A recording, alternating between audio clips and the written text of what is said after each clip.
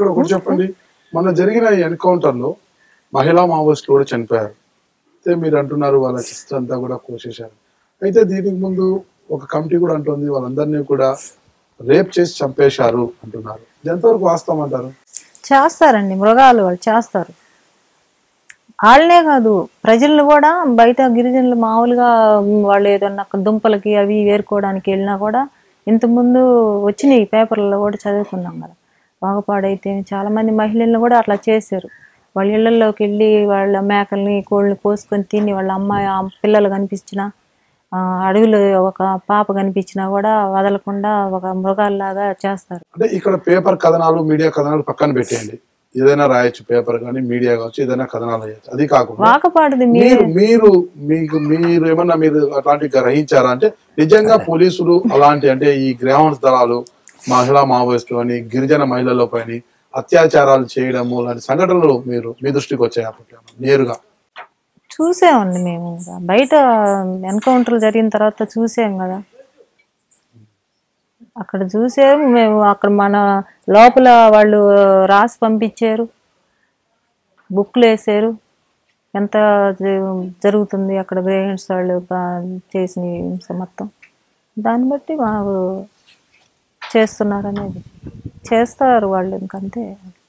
మొత్తం మీద చెప్పండి, మీకు కానీ మీ భర్తకు కానీ కోపం ఈ వ్యవస్థ మీదనా లేక పాలకుల మీదనా? వ్యవస్థ మారాలని, ఈ చట్టం కూడా చట్టబద్ధంగా అమలు పరచట్లేదు. కనీసం అయినటువంటి చట్టాలని మనం రాసుకునేవి కూడా అమలు పరచట్లేదు. చట్టంలో ఉన్నాయి కూడా అమలు పరచట్లేదు. అదే మనం మాట్లాడింది. వ్యవస్థ మారాలండి, అంతేనే మేము కోరుకునేది.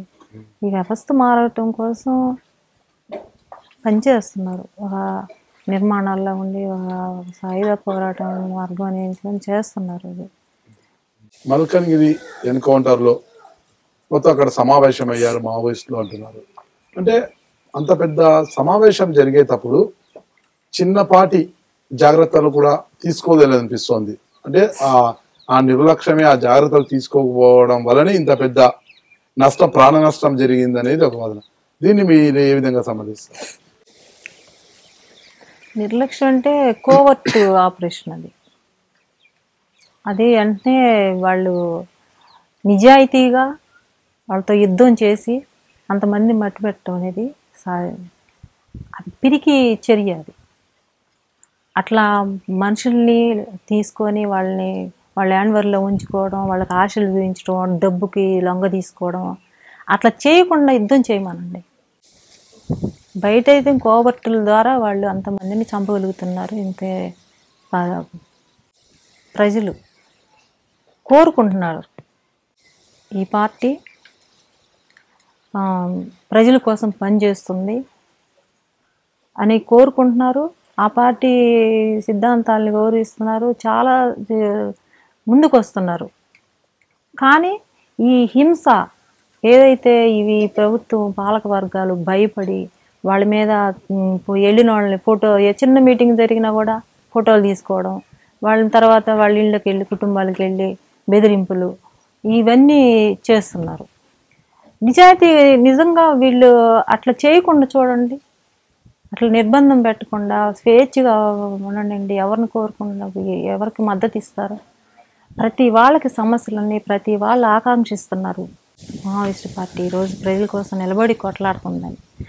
ఒక్కొక్కసారి కొంతమంది ఒక వర్గాన్ని రవిడీల్ని గూండాలను కూడా చేర్చుకుంటారు విశాఖలోకి.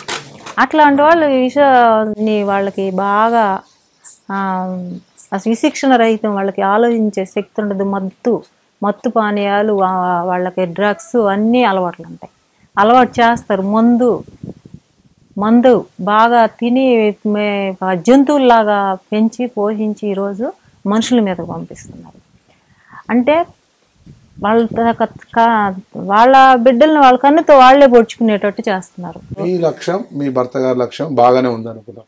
అయితే ఇప్పుడు ఈ పోలీసుల యొక్క దాడుల వల్ల, ఈ అడవుల్లో గ్రేహౌండ్స్ దాడుల వల్ల కోవర్టులు అనేది ఎక్కువైపోతుంది. అంటే ఇంతకుముందు హైదరాబాద్లో ఎన్కౌంటర్, ఆ నయ్యం వల్ల కూడా మావోయిస్టులకు చాలా ఇబ్బందులు కలిగాయి. అంటే అలాంటి నయ్యంలు ఎంతో మంది ఉన్నారు. ఉన్నారు. బయట.